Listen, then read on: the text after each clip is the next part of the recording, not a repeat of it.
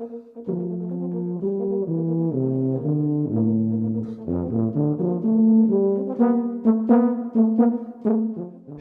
and welcome to the latest episode of the Brass Junkies. How are you, Lance? I'm really excited, actually. You almost sound it.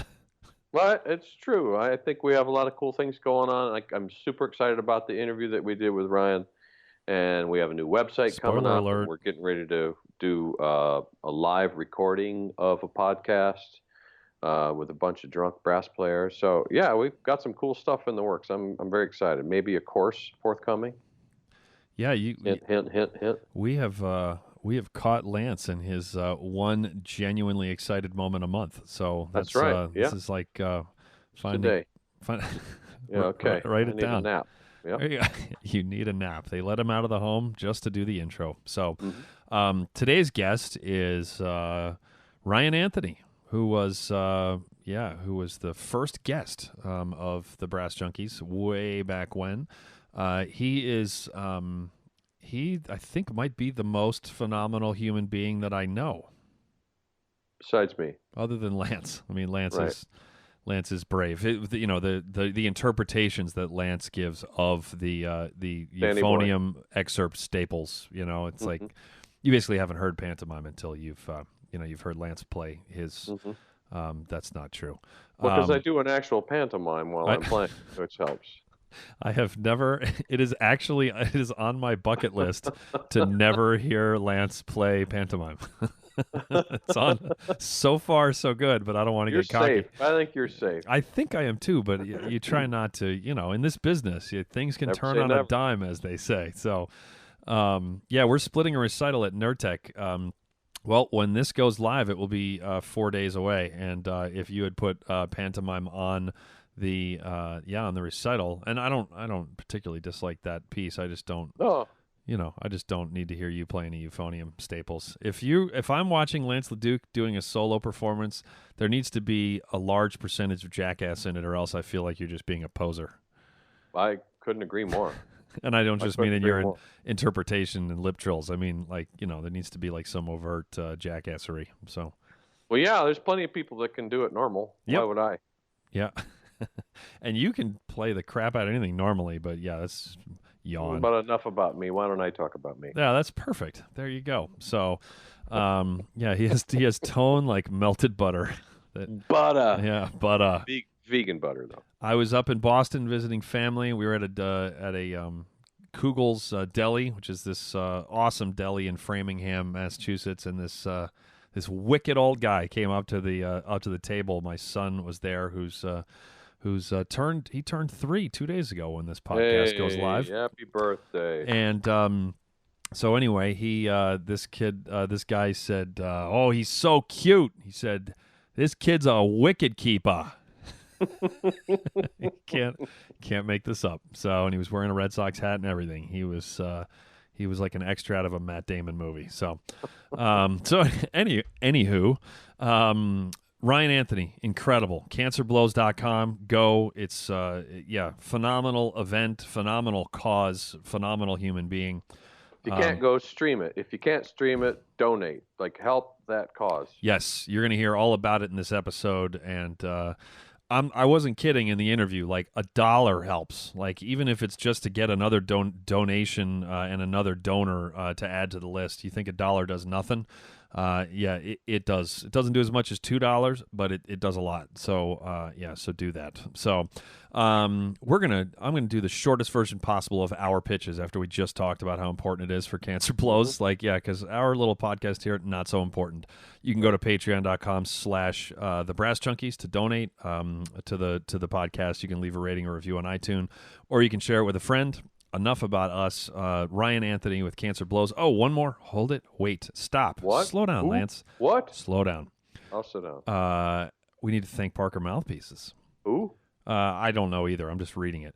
Parker Mouthpieces apparently provides our hosting.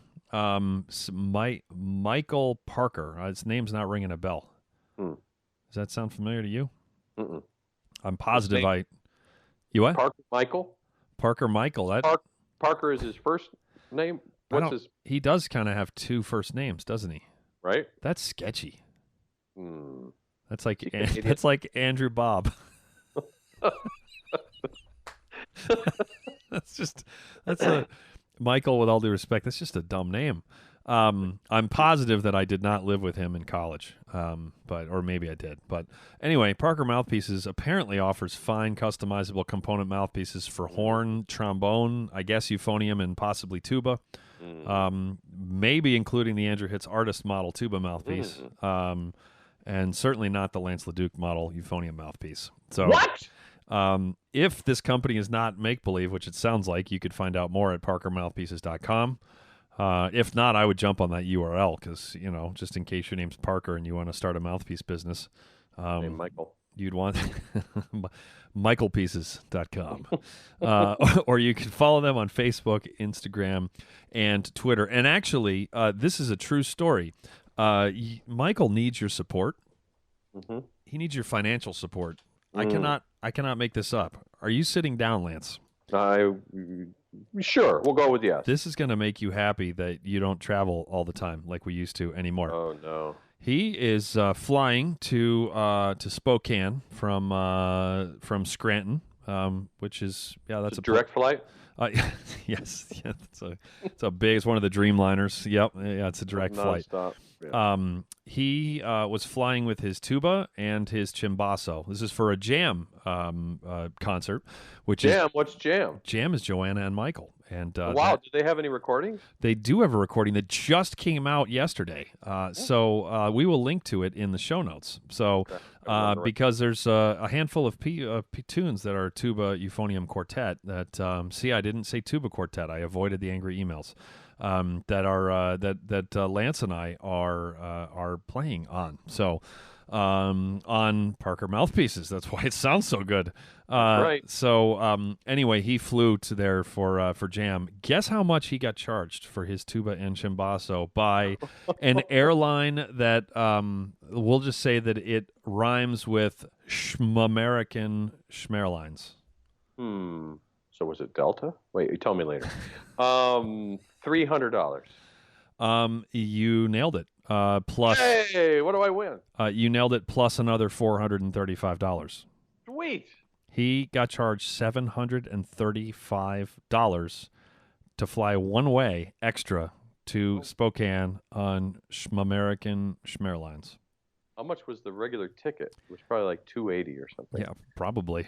So $1,000 after the extra bag fee. And he's flying home on Schmelta Schmerlines, and they charged me the last time I flew Schmelta was back in 2005, and leaving Atlanta, they charged me $375 for my tuba, which was like 10 pounds overweight and I think like 2 inches over size. And and I calmly explained I couldn't afford to fly them ever again if that was the case, and she was like, "That's cool." It's like, well, that's schmucks. That does schmuck. So buy a bunch of mouthpieces. The dude's got his kids aren't going to eat for a week now, so because he got socked with a $735 fee. So that hurts, right? Amen. Yeah. So last story. My wife and I are downstairs a few days ago. Nicholas, my now 3-year-old. We realize that he has gone upstairs, and we call up to him and say, "Nicholas, where are you?" Or he said, "I'm in Daddy's office." He calls from the top of the steps, and then Tiffany says, "Come down," and he says, "Hold on, Mama, I'm making a podcast." he was, swear to God, he was in the office talking into the microphone to no one. So that's awesome. That's pretty cute. So that's pretty good. Yeah, that's how we started. That's diapers, the whole thing. It was identical. Hold on, Mama. I'm podcasting. Hey, thank you, Duquesne University, for being a sponsor as well. The brass department of Duquesne University is a great sponsor and supporter of the show. Jim Nova has been a great fan and advocate for us. We really appreciate it. We just had Zach Smith on, and we're going to kind of run the gamut through the brass faculty over the next half a dozen months. So thanks to them. You can find a link to find out more about the brass program at Duquesne University's Mary Papert School of Music in the show notes. Thank you. Nice. You nailed that, man. How about that? Not bad. That's once in a row. I had it tattooed to the inside of my left leg. Oh. Oh, God. Oh, all right. You Well, hold the meat just right. now we are going to now I'm thinking of a couple of jokes which I bet Don't do almost it. the entire audience would find funny, and then there'd be a couple that would very much not. So Very schmoffensive. yes, exactly. So without further ado, here is our discussion with Schmarian Schmanthony. And you know what? With a little further ado, for anybody that usually skips the intros, they're usually like 5 minutes long, and I bet you they hit it, and then they're still talking, they hit it, and they're still talking, they hit it, and they're still talking.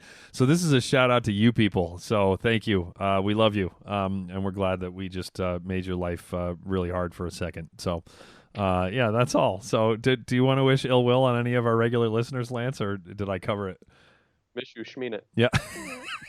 All right. And now a conversation with the incredible Ryan Anthony. And today on the Brass Junkies, we are joined by the guest from episode 1. This is a trumpet player. Lance, what are we doing here? It's a good question. I don't know. You guys obviously have a short memory if you've invited me on twice. Yeah, it was bad enough that we had him on the first time, but I guess we're kind of showing our hand when we're having him on a second time. About one of us. I'm not sure which.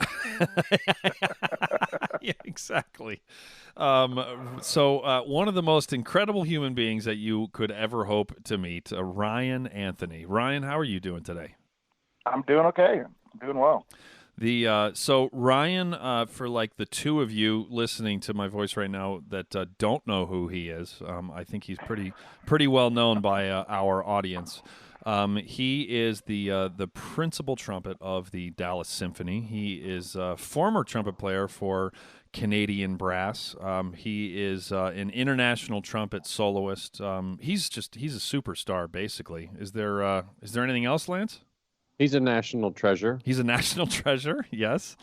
Oh, not so much here. It's in Argentina. He's a national treasure. So he's never even been there, but they just, for whatever reason, he's huge there. So, and he has also been courageously battling cancer for a few years now, and I bet that Ryan is going to dispute the word courageously. He's just going to, and it's all genuine. He's just going to very humbly say, "I'll just do what any of the rest of you would do." Blah, but it's actually not true. We're going to get into it because he has done a lot more than just fight his own disease, and he's organized this Cancer Blows thing. It's just, it's pretty incredible what he's done with all of that. So, but let's first start on the musical side of things. Tell us what you're up to with the Dallas Symphony these days. Oh, well, actually, we've got one more year with our current music director, Jaap van Spaden, before he goes to New York. So right. It's kind of it's a lot of fun right now because every concert is a blockbuster. I mean, he's going out throwing all his big stuff in, and then of course we've got some great guest conductors coming into next season, bringing their best stuff in. So it's a lot of fun for a brass player because I feel like every week is the greatest hits coming in as far as big orchestral rep. So we're just chucking along. The city's growing like crazy, which is fantastic. So we've got some good support here at the orchestra and great colleagues, and we're moving forward. I didn't know there were happy orchestral musicians. This is like, it's a rarity, and I am amazed. We have at least in the little group that I sit in the back of the orchestra.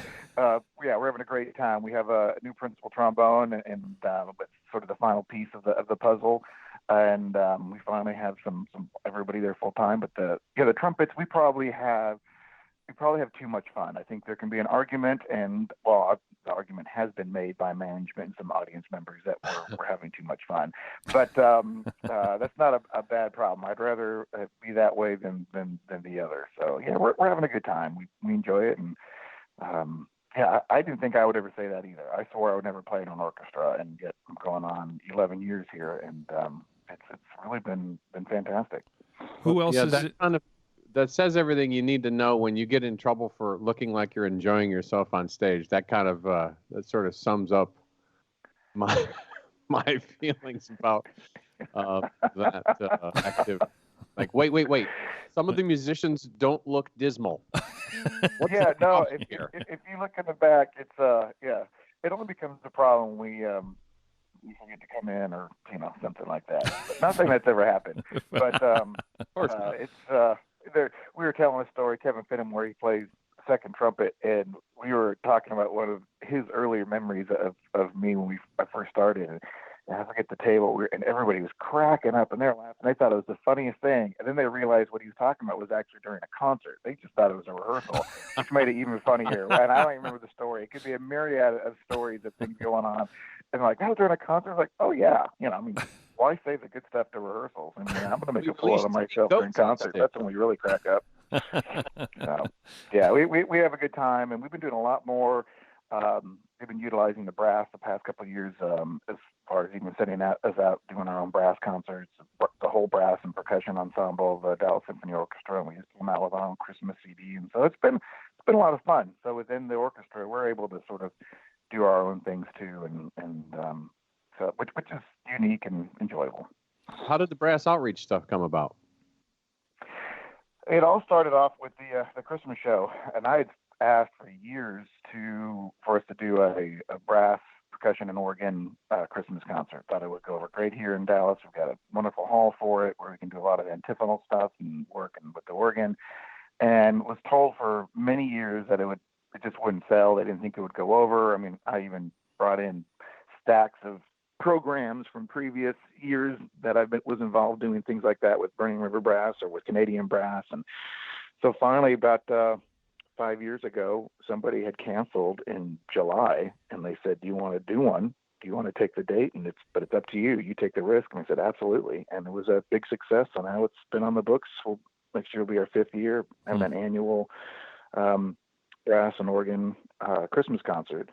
And so now they just finished doing Bach St. Matthew Passion, and we were excited thinking we had 2 weeks off, but oh no, management would never let us do that. So they made us run out and start doing a bunch of our own concerts, and it actually was a lot of fun. So it's sort of just taken its own life of its own, basically just because the audience is enjoying it and wanting more. So who else, you mentioned Kevin, who else is in your trumpet section?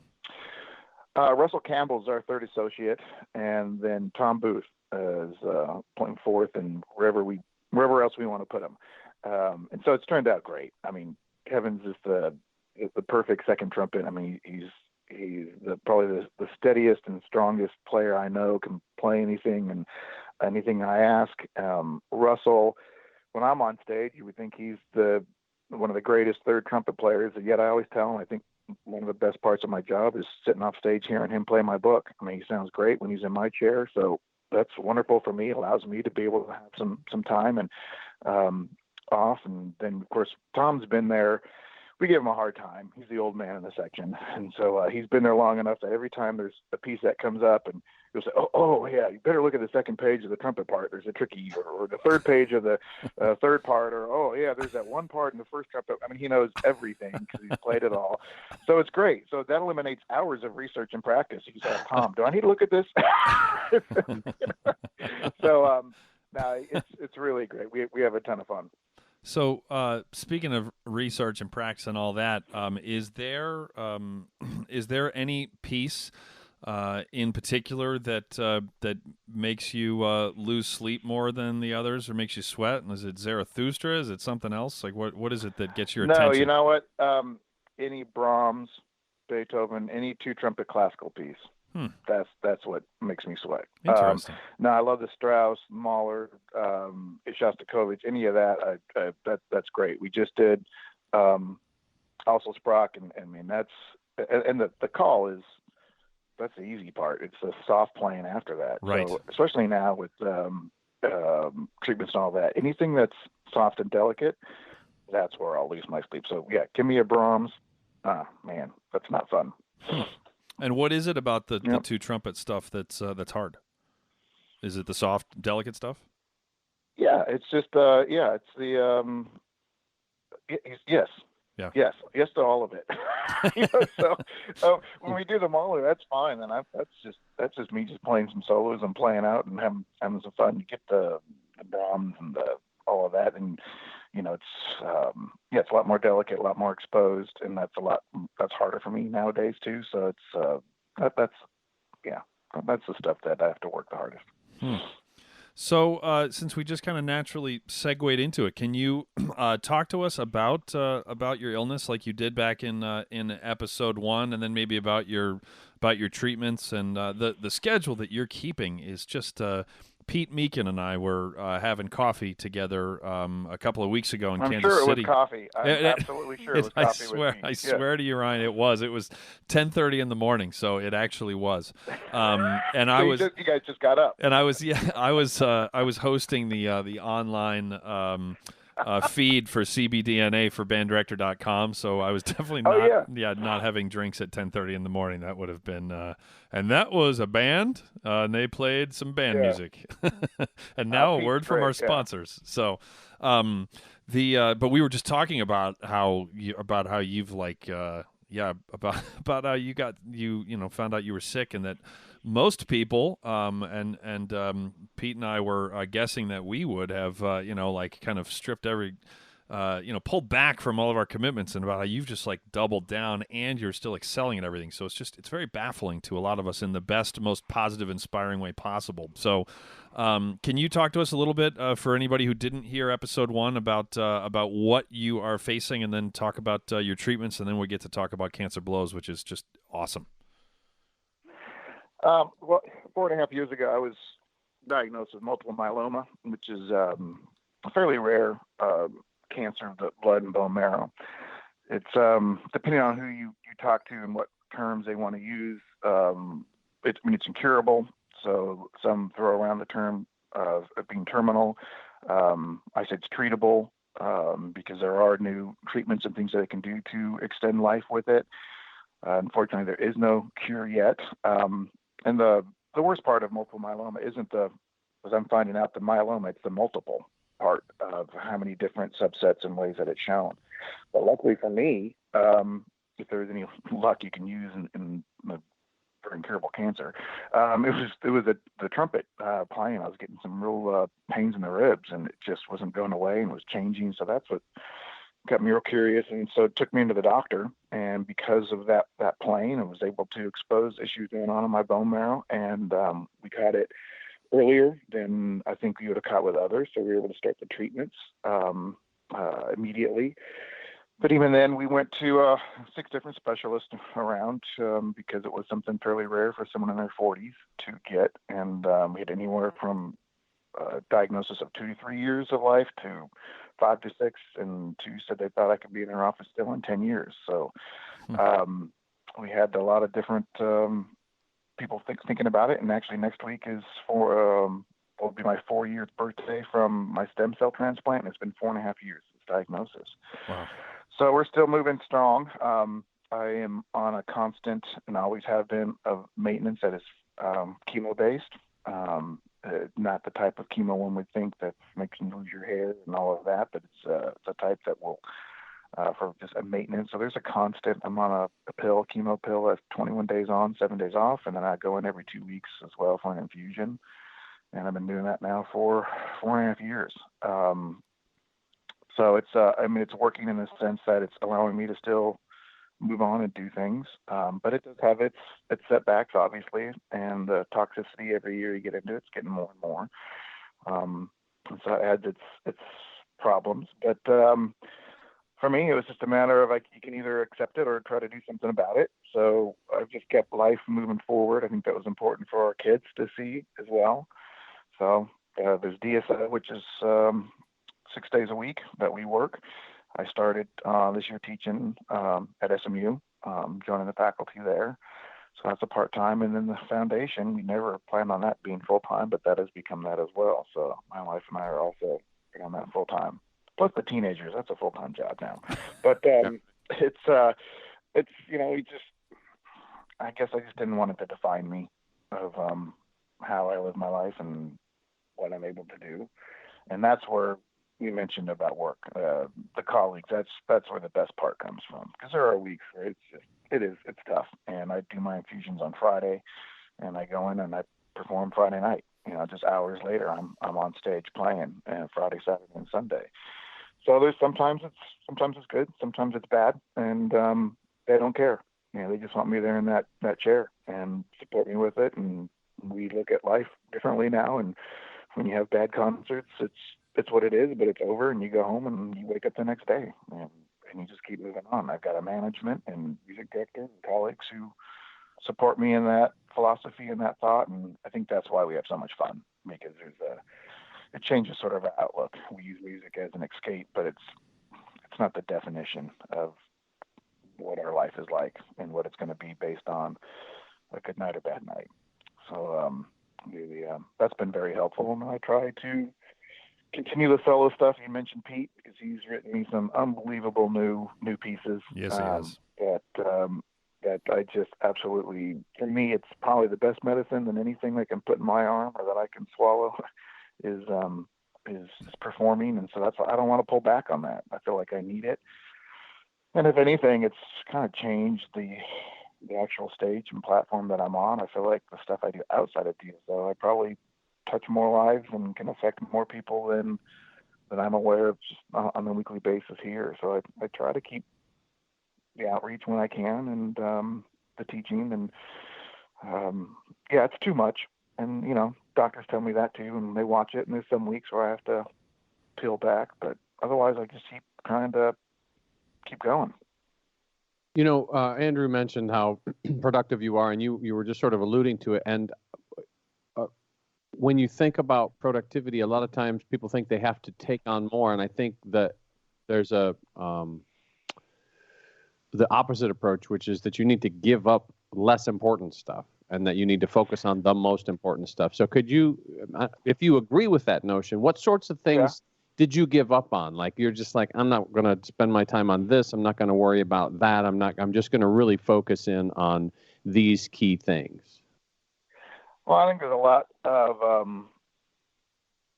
you find that there's a lot of stuff that I was doing, certain committees or a lot of other work that I would do because, maybe that would lead to something, and that just doesn't matter much anymore. I mean, I'm not taking anything because I think it'd be good for my resume, or I'm hoping that it'll lead to some other bigger or better thing in the future. There's a certain acceptance of what I have now, and I'm very happy with it and the career that I've had. So there's but that's hard for any musician, because our whole life is geared towards, you say yes to everything. You take every gig because you don't know where that next break's going to be. That's just what's been in our life forever. So it's kind of hard to peel back on that and go, no, it's okay. But I'll tell you what the biggest thing is if I'm working and I'm practicing something for, whether it's work or a solo thing, and I guess honesty is maybe one of my worst and best things. I don't know how you want to look at it, but if I'm working on something and it's coming up tomorrow, and any of my kids say, "Can we go do something?" or "Can we go, shoot some hoops in the driveway?" or "Can you help me with homework before?" I'd be like, I've got to work. I've got to learn this transposition. I've got to learn the solo, and now I'll put down my trumpet in 2 seconds. And it's just not the most important thing anymore. So that's the biggest thing. The trumpet is what I do for my career. It's how I'm paying the bills and the medical bills, but it's not the most important thing. And I think that's where I've drawn the line. And so it's just changed my approach with that. If there's a lot of hours that I feel like I have to put in for something, it's just not the priority. If there's other things going on, if there's certainly right now with the upcoming with the Cancer Blows concert, there's a lot of stuff behind the scenes that we have to do that's important. There's times that I think my time with family and kids are more important. So that's kind of where, I agree with you. And so when it's saying no to a lot of things, and then it's the things that I accept, how I use my time to do them.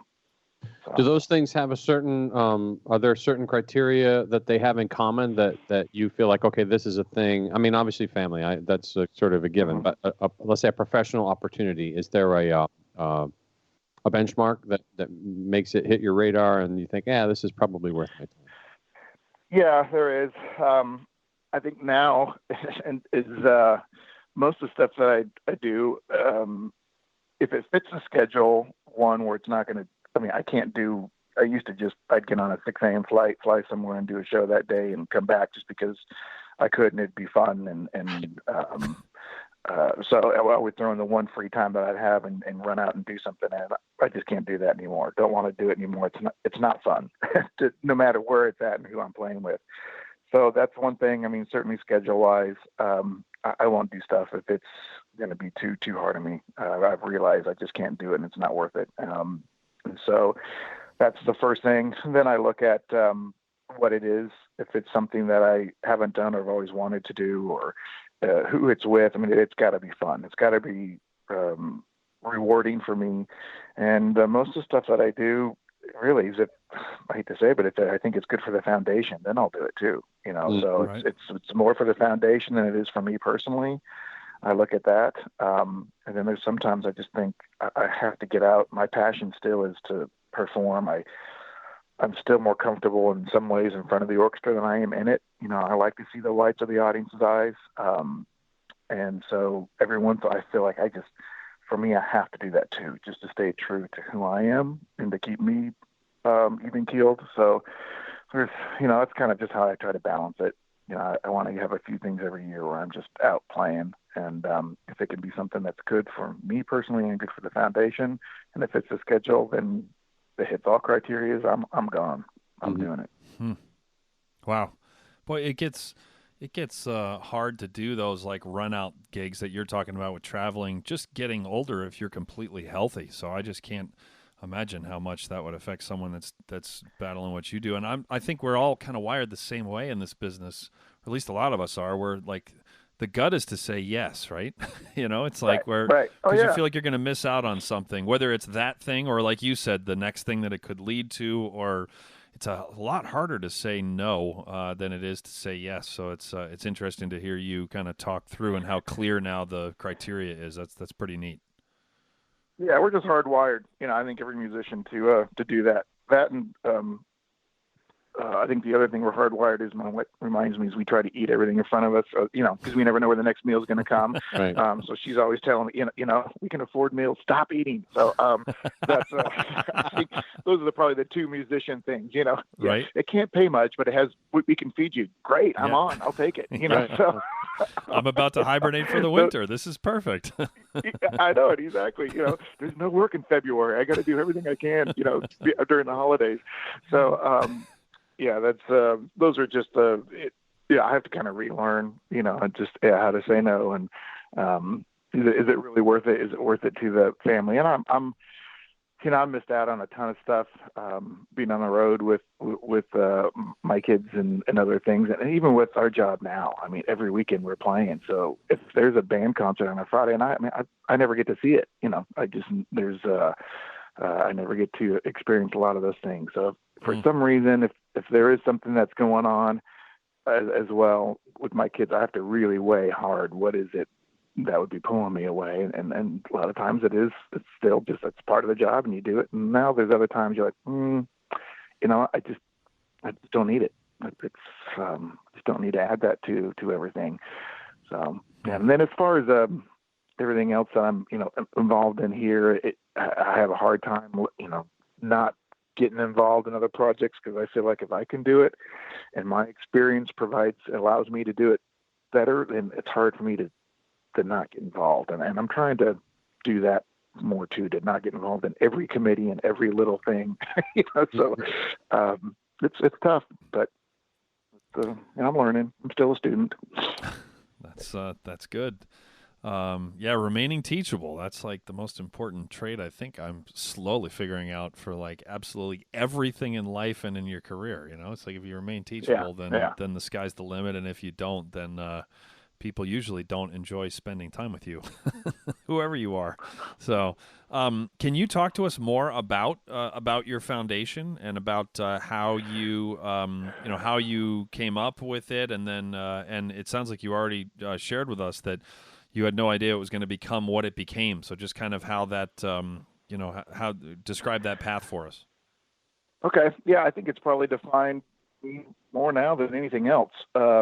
we started the Ryan Anthony Foundation, I guess it was about 3 years ago, solely for one purpose. We were going to do a concert here in Dallas, and we were calling it Cancer Blows, that had about 25 artists come in that when I was sick, they had all reached out and they wished me, their best wishes and said, I wish there's something we can do. And my response actually started off with Doc Severinsen. It was the week before my stem cell transplant. Jens was visiting me, and Doc had called and he had said, I wish there was something we can do. And I just said, well, Doc, just, promise me we can share the stage together when I'm through this. And at that point, we still didn't know exactly what the outcome was going to be, and my subset, was it going to be more of the side of the specialist that said 2 to 3 years, or the side that said, you can make it to 10 and beyond. So I was sort of my battle cry, and of course he said yes, and I said that to everybody, and I thought they were just being nice. I got through the stem cell transplant, and they said, okay, when are we doing it?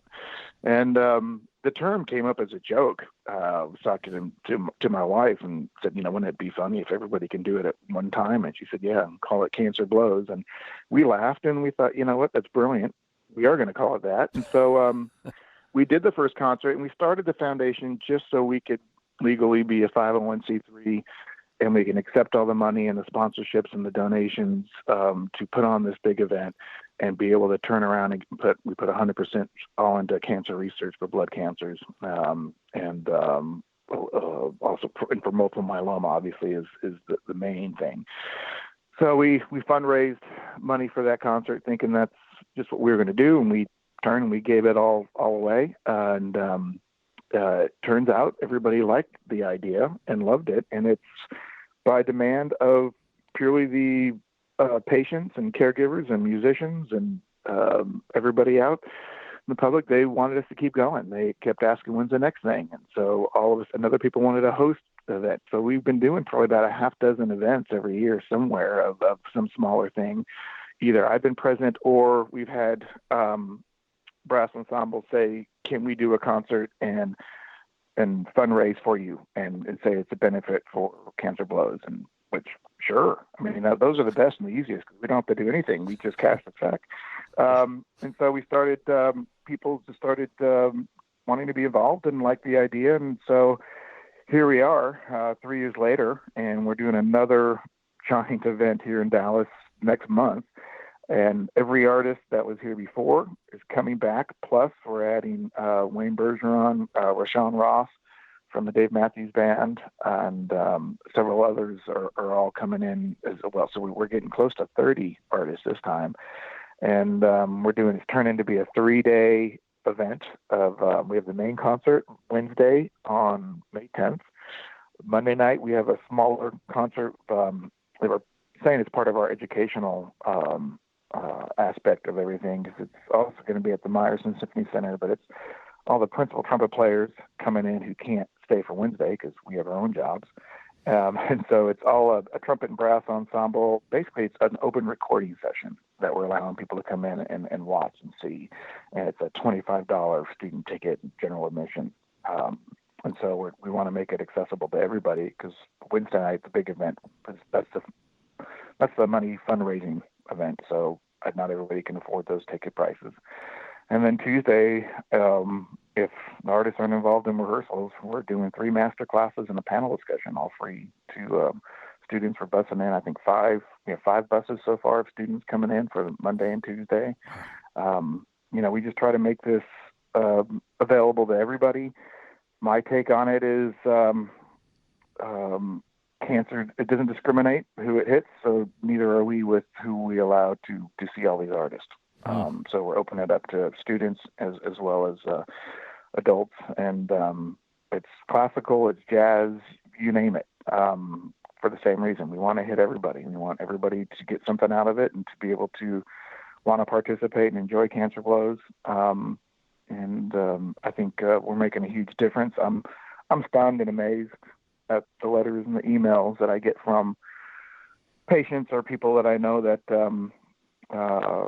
been affected by the CD and DVD, or just by the YouTubes and just listening to it, or just going to music.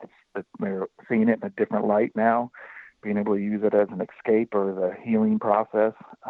So it's really been just fascinating, really, to see it kind of explode in its way. So we've turned into be a year-round full-time charity foundation.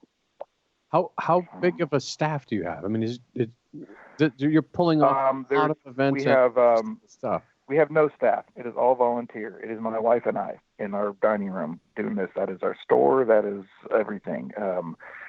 We this year we had to finally start hiring some part-time per hour accountants and things like that, because it's gotten beyond our understanding to be able to keep it going.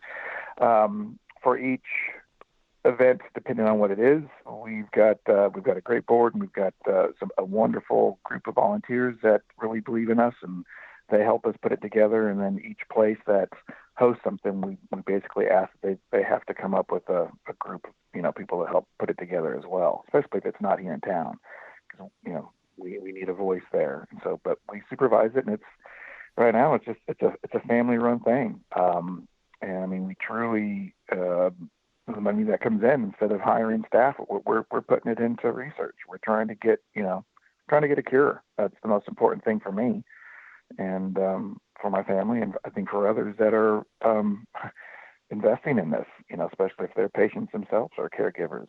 So we're not going to the bank getting rich off of this.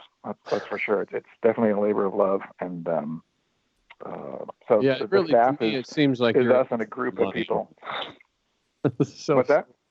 Oh, clearly you're just in this for the money. Absolutely. Yeah. Secretly, I made up this whole thing, and it's great. I don't have to worry about missing notes at night anymore. They go, oh, he's just not feeling well. I carry the barf bag with me on stage just for fun. And I could totally screw up. It's great. And just go, I had a treatment. No big deal. Wouldn't that be a story if like the nicest human in the entire brass world had been pulling over like the biggest con in history? I was trying to think a couple of years ago, how can I avoid the practicing and still have a career? Oh, I get it. I'm sick of working on my soft chops. Screw it. Yeah, I'm going to come up with this multi-million-dollar ruse. I'm just going to say, man, the neuropathy's killing me tonight. I can't feel a damn thing in my face. It's just burning, man. That's a word that tuba players don't even understand it and have never even heard. They won't even Google it. Yeah, it's just going to mean that I can't play pianissimo. So, yeah. It's amazing the stuff I never thought I would learn. But it's it's fascinating. So that's what the foundation is, and I mean, it would be not. We're going to actually have to this year. If it's going to continue, we have to come up to a point where we can hire some people to help us out, because it's killing us, and that's sort of the opposite of what we're trying to do with this thing. So, right. But yeah, the event coming up it's 3 days of just really some. The music and the concert is going to be incredible, and we are going. It's going to be streamed for anybody not here in Dallas, so that everybody can see it and watch it. And we're actually going into hospitals and cancer centers around the country this year. We're going to some military bases. There's some universities that are hosting watching parties so that all the students and brass players can come together and watch it. Some are through the school, some are through homes. I mean, everybody has their own way of doing it. We even have some regional orchestras that are hosting basically their own concert to come in and watch it, and taking donations. And wow. So it's just, I mean, I'm amazed to see the interest that is not local. I mean, I knew people would want to come to the concert and see all these amazing artists. But it's really incredible to see how many people now this year have, since they've heard about it and now they're aware of it, how they want to be involved in the actual live action. And so that's the beauty of technology. That we're going to do it this year. We're going to let everybody be involved, and of course we'll have a text giving opportunity during the concerts, and when it's streamed you'll be able to see what to do. So we're certainly hoping that'll help us out. And then of course you can always make donations on cancerblows.com and to help us keep the foundation going, because it really is. It's that's the hardest part with a nonprofit, is just keeping it going. And I don't think we would do it if it wasn't for the letters and the people who are reaching out telling us how it's making a difference, because you just can't put a dollar amount on that. So and, this that's isn't even been amazing. So this isn't just a charity, and it's not just an event. This is a movement. If you're talking about people throwing big, huge parties to watch, and like the outpouring that you're receiving and everything, I mean, this is changing the world. It's and that's what's so incredible, and it really comes down to it's not me. It's two things involved. One, it's the artists that are willing to want to be involved in this, because they're all donating their time too, and that's, to me, that during the last concert, I mean, I just stood there and looked down the lineup of these players, and it's impossible not to be moved to see. I mean, these are some of the top players in our industry, and they're wanting to be involved for purely because of their passion for music and it being a source of hope and healing for patients. And there's a lot of players involved. They've had family members involved in cancer, so they understand. And we're just using music in not necessarily an outside big, huge music festival event, but inside a concert hall. We're trying to hit it in that way. And so there's been classical and jazz concerts around the country. And I will also say we've had several breweries that have come up with special Cancer Blows brews for the month, and then they give us proceeds from that. And that's been great. So we throw little parties there, because it's pretty easy to get brass players into a brewery, I've found out. So getting them out. That's the part. Getting them out. Yeah. So it's always it's always helpful for the local breweries. So we had one actually July 9th in Denver. There's a couple breweries there doing a collaboration that they did last year, and we've got some music going, and then they're doing a 5 beer meal pairing. And I mean, it cracks me up to see where this has just taken off. And then proceeds then go to into the foundation. So it's been fun. Speaking of the all the musicians involved, just in case anyone is driving right now and is too lazy to remember to go to Cancer Blows later, just to make sure that they stream and then send you money. The small concert that he talked about on day one is David Krause, principal of Philadelphia, Chris Martin, principal of the New York Philharmonic, Tom Rolfs, principal of the Boston Symphony and the Boston Pops, Michael Sachs, principal of the Cleveland Orchestra, Mark Gould, who is a complete nut job, and the former principal trumpet of the New York Metropolitan Opera, and a good friend of mine, which is commentary on both of us. The rest of your section in Dallas, Mark Hughes, principal of Houston Symphony, Kyle Sherman, principal of Fort Worth. That's the small concert. Yeah, we actually pared it down, because last year we had 12 artists on that Monday night concert, and then we had 12 on Wednesday. But we have so many on Wednesday that we had to pare it down for hotels and flights. So yeah, we're leaving it just to that.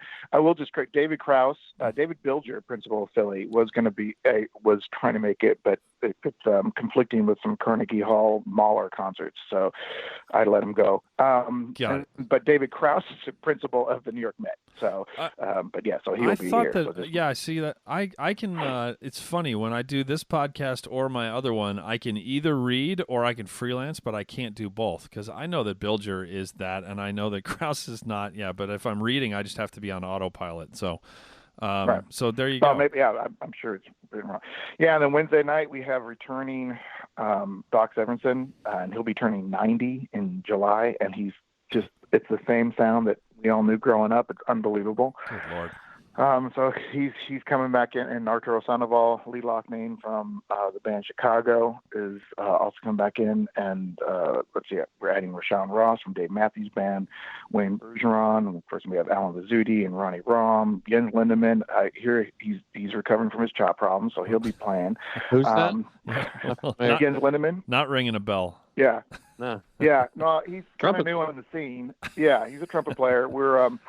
I'm actually giving him a break, having him come on this lineup. I think it'll be good for him to meet some of these people and to try to break into the business. He's really fantastic, and he's a little kind of a nut job, but I think he'll hold his own. So he's playing, and Joe Bergstaller and Rex Richardson, Vince DiMartino, Jose Sabaha. I know Tony DiLorenzo's writing a couple tunes and playing. I know I'm missing some people. Ronnie Rom, Marvin Stamm. Yeah, Ronnie Rom. Yeah, he'll be. Oh yeah, Marvin Stamm. Randy Brecker. Yep. Cool. Is new. He's coming in this time, and to tell you the truth, that's probably the one thing I'm most excited about is to hear Randy play. And the reason being is because, as everybody knows, his career with he and his brother, with the Brecker brothers, had passed away with leukemia. So the whole blood cancer is very close to his heart and to his family. His parents, I believe, I don't know how open he is about it, but they had battles with blood cancer as well. So when he plays, he's going to be saying something, and I'm so excited about that, because it's that's what these concerts are. It's more than just them coming off. And they're not trying to show off. They're really saying something about their support, and so I can't wait to hear. He and Marvin Stamm are doing a couple tunes together, and then we're doing a wonderful Pete Meacham piece called "Song of Hope" that we put together 2 years ago that we had played on that Monday night concert with Dave Bilger, Mike Sachs, and myself. We'll be doing it this year with the orchestra, and I asked Randy Brecker to start it off to play the main melody, and I think he thought I was crazy, and I said, it's a straight tune. I don't care if he plays it like a ballad, improves it. It doesn't matter. I just want him playing on that tune because he's going to have something to say. And that's when you say the name of the foundation. What is it again? Oh yeah, it's the Ryan Anthony Foundation, and my name's Ryan Anthony. You're playing the first melody. Yeah. I walk around and tell everybody, are you okay doing this? Yeah. And then I realize that at some point I have to play, and I'm like, oh crap, I don't want to have to play on this thing, with these players. And the end of that tune is wonderful part with piccolo, and I thought, I got Wayne Bergeron on the show. I'm not playing a high G with Wayne, so he's going to come out. I'm having him play that part, of course, on his big horn, because he can't. So it'll be wonderful. I can't wait to hear what they have to say with their instruments. So it's going to be fun. And we got the members of the Dallas Symphony Orchestra on the first half. We're putting together our own big band on the second half. Actually, the trumpet section will be all of us, the guests. Again, if you get Wayne Bergeron, well, why am I going to have somebody come in and blow lead if he's there, and play a solo? If you get Brecker and Stamm and all these people and DiMartino in the section, so it's a lot of fun. I wish the audience though could see what's going on backstage, because that's really where the magic is. Everybody's there just having fun. No one's trying to be the hero. They're just playing their role, doing their one or two charts, and then just having fun. So there's more tears backstage from either laughter, or just the emotional aspect of the concert. It's really quite something. Everybody taking selfies with each other. I mean, everybody's fans of everybody else. It's a scream. It's like a bunch of little kids, just having a good time. It's what it's supposed to be. So hopefully this year we can document more of that. Stuff?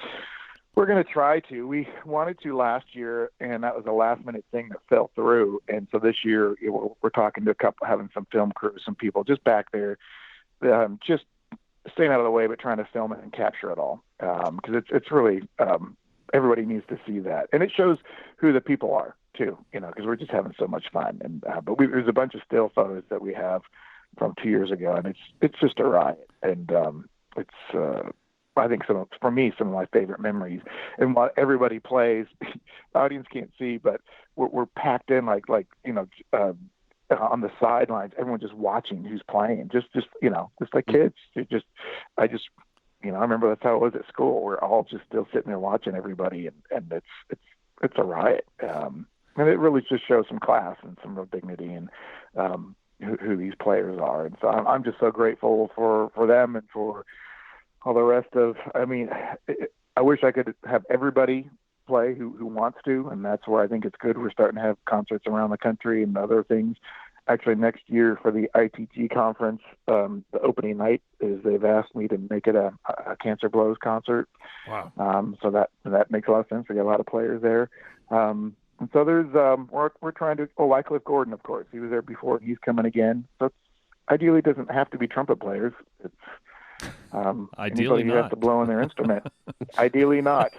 Pat Sheridan was going to try to make it. He couldn't make it this year, and we're trying to expand on it. But it was one of those, everybody from before was coming back, so Sure. You got all these trumpet players, and of those who couldn't make it before, now they could. So, so right now it's a trumpet hang, but it doesn't have to be.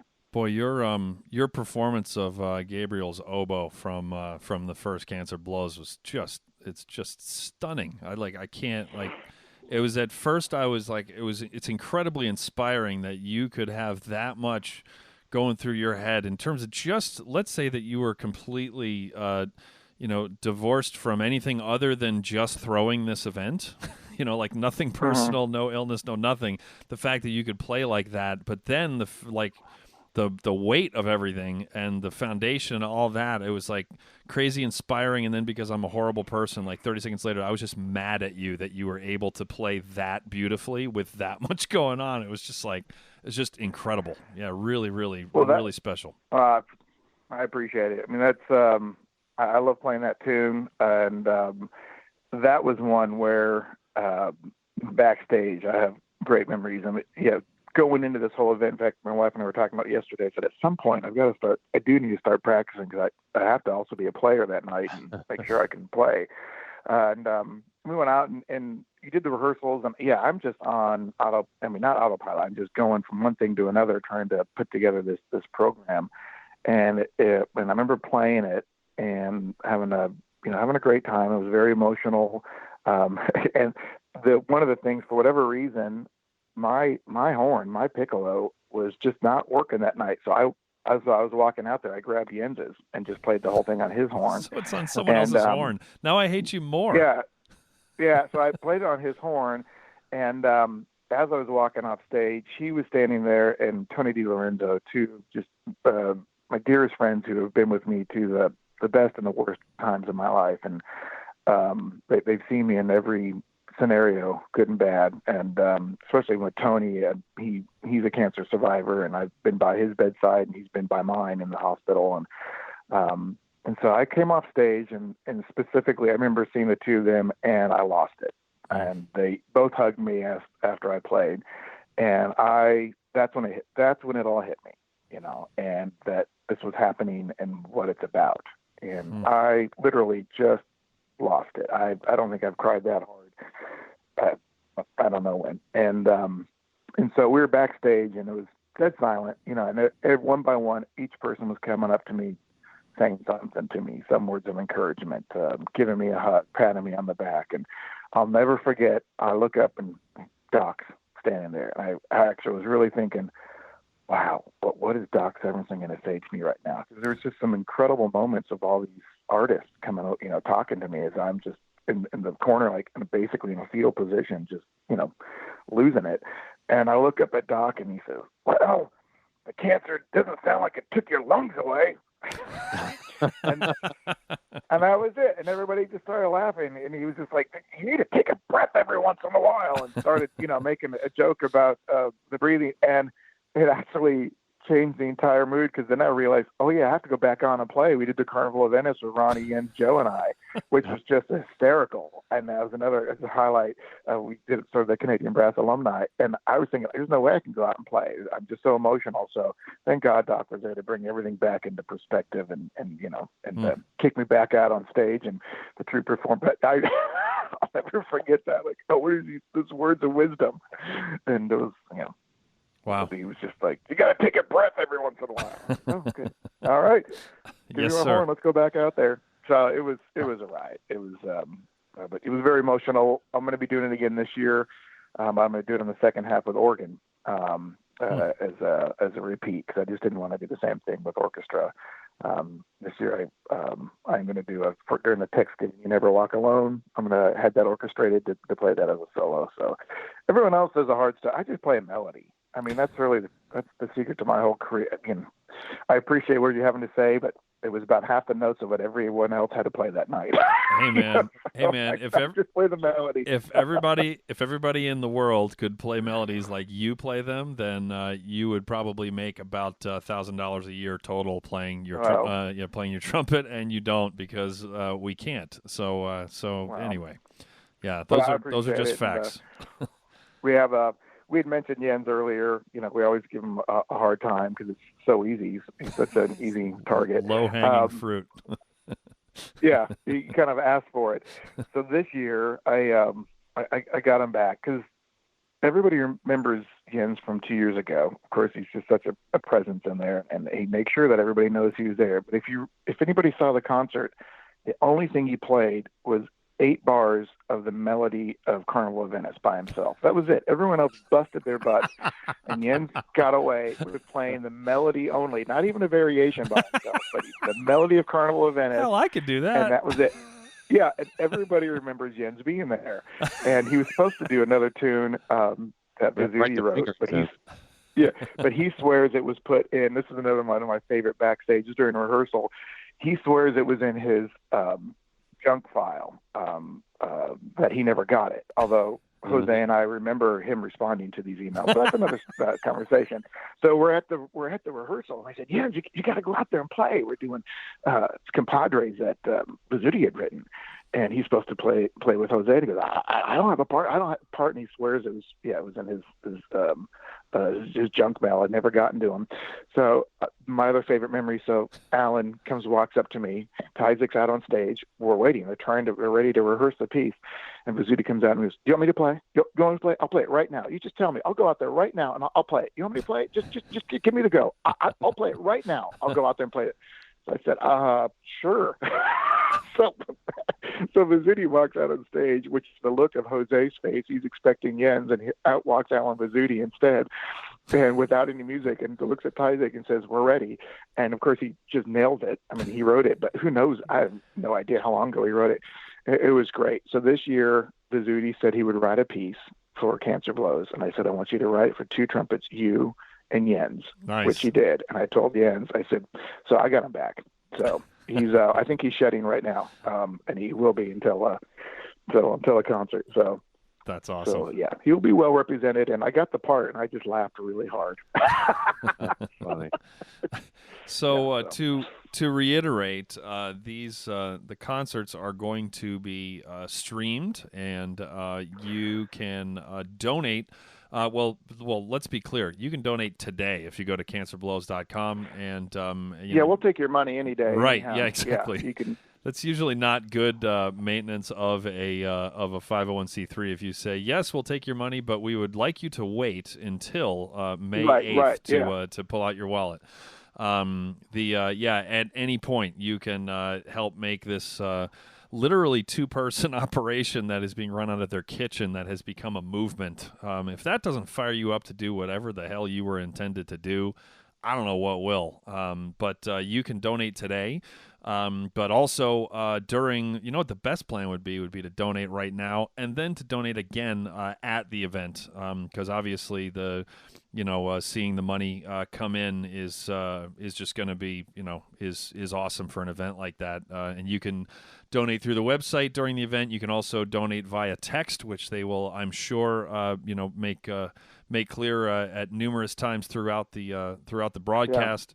Yeah. But you can go up on YouTube and you can check out Arturo playing funky cha-cha, Wycliffe doing Swing That Music on his soprano trombone, which is just, it's typical Wycliffe, where I get about a minute in and I just start laughing. Like, it's just like this maniacal laugh, because how does that man do that? The Song for Hope that you mentioned is up there with 4 of you.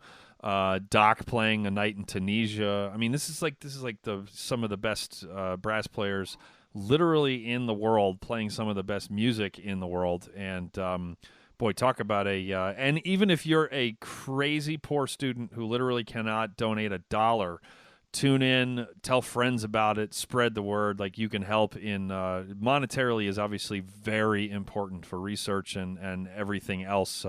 Not in any way to minimize that, but maybe you can donate and spread the word and help spread this message and this movement that Ryan has started, rather than than withdrawing from everything. You're like, what's the opposite of withdrawing? Drawing?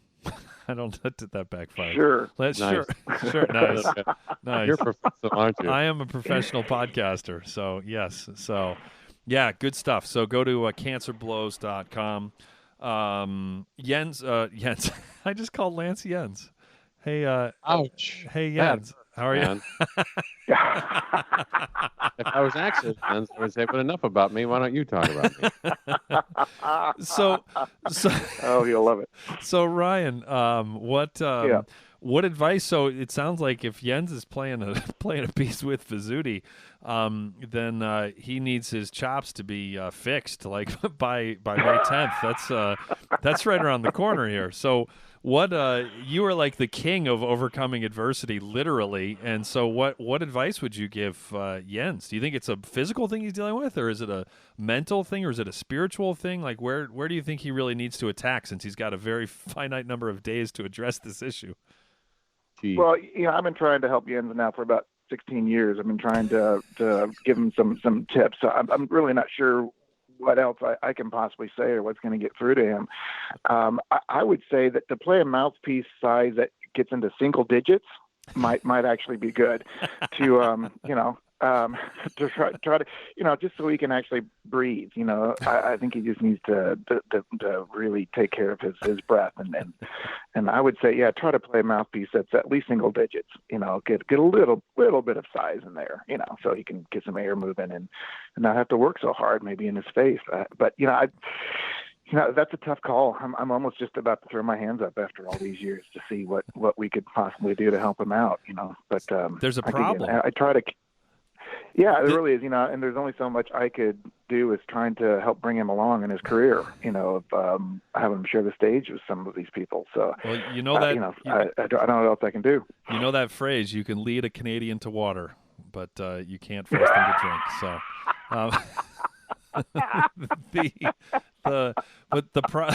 the problem is that I think I broke him. The problem is that Vizzuti is actually playing the other part. So if he can't play the other part, it's not like well, actually, I shouldn't sell Vizzuti short. Maybe he'll just play both of the parts, like Rasan Roland Kirk or something like that. So maybe that's got to be the backup plan. I hadn't Vizzuti thought to play about two that. trumpets. Maybe he's just realized that Vizzuti can play both parts at the same time. Maybe. It's. Maybe you should send Jose. Maybe you should send Jose Jens's part so that Jose could kind of come full circle. That Jose could walk on stage. Here's what you do: you make have 50 copies of it that all say Jens. That's on what it. I'm Just thinking. Every guy has one. I might have to send it to everybody who shows up there, just so everyone, so he knows they're ready, and have everybody have a part, with Jens's name on it, just ready, just in case. That's a great idea. That is we get enough, good players. I should send it to Rex and Joe and Right. Vince and of course Vizzuti. I mean, just down the line, make sure everybody's ready to play. I'm playing. Make sure Jens knows that was our there's idea. issues. Yeah, make sure he knows that was our idea for sure. Yeah, I will definitely. I'm going to give you guys all the credit for sure. I'm not taking the heat for that one. You're a smart man. More than happy to help. I'm playing Easter tomorrow morning with Joe, so I will tell him to keep an eye on his inbox. Excellent. So, yeah. No, I'm so excited. He and I are doing a thing together. We're going to finish recording the entire high class brass that Vizzuti and Tyzik recorded many years ago. Nice. And they on the show we did the third movement last time with Vince DiMartino and Vizzuti playing it. So this year I want to record the first two movements so we can do the whole suite. And so that's sort of the younger guys, which is hard to say because I don't feel young anymore. But so Joe and I are going to do one of them together with the second movement.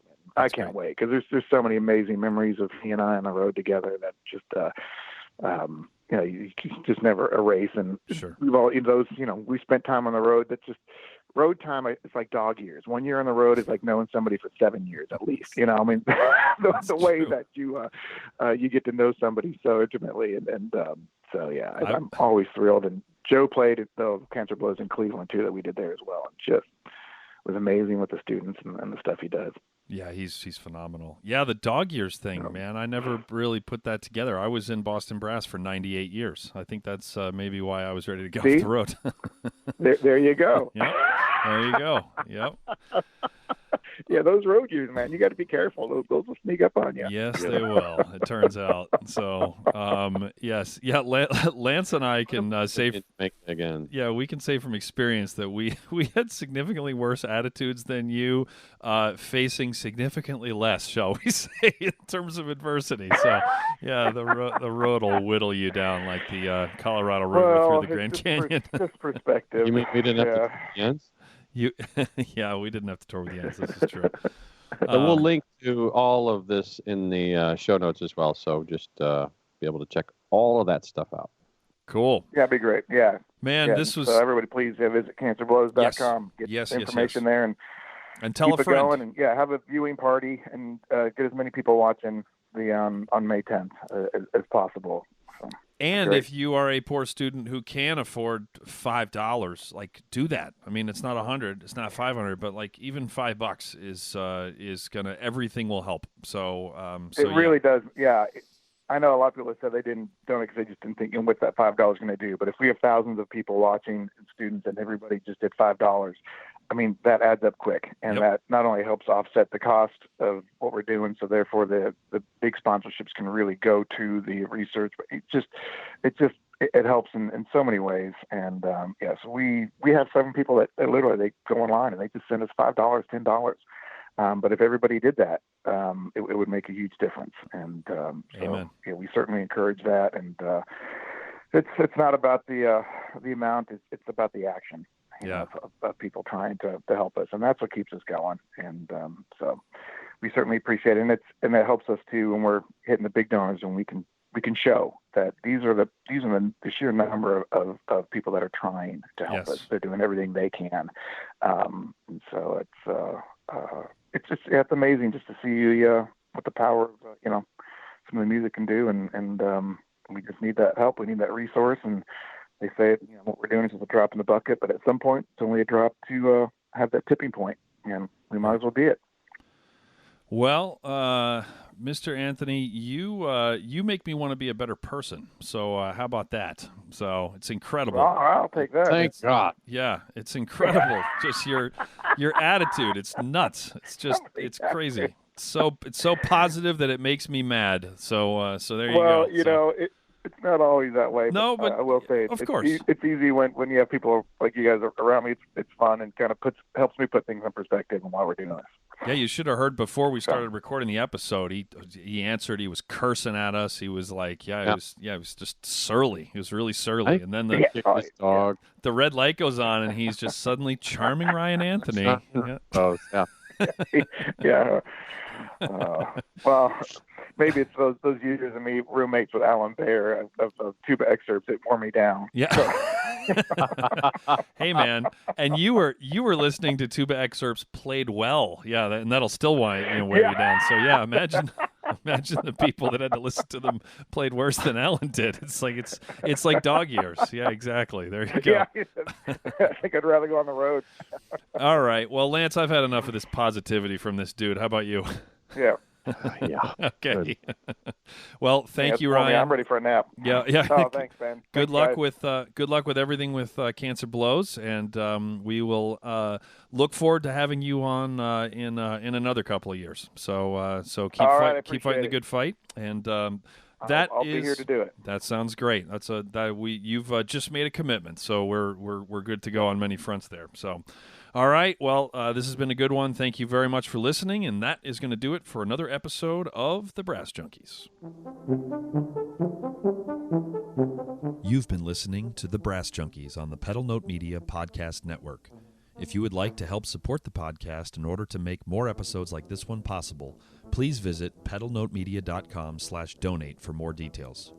Also, be sure to check out our latest recording, The Brass Recording Project, at brassrecordingproject.com. The Brass Junkies is produced by Joey Santillo. Executive producers are Andrew Hitz and Lance LaDuke. This has been a presentation of the Pedal Note Media Podcast Network.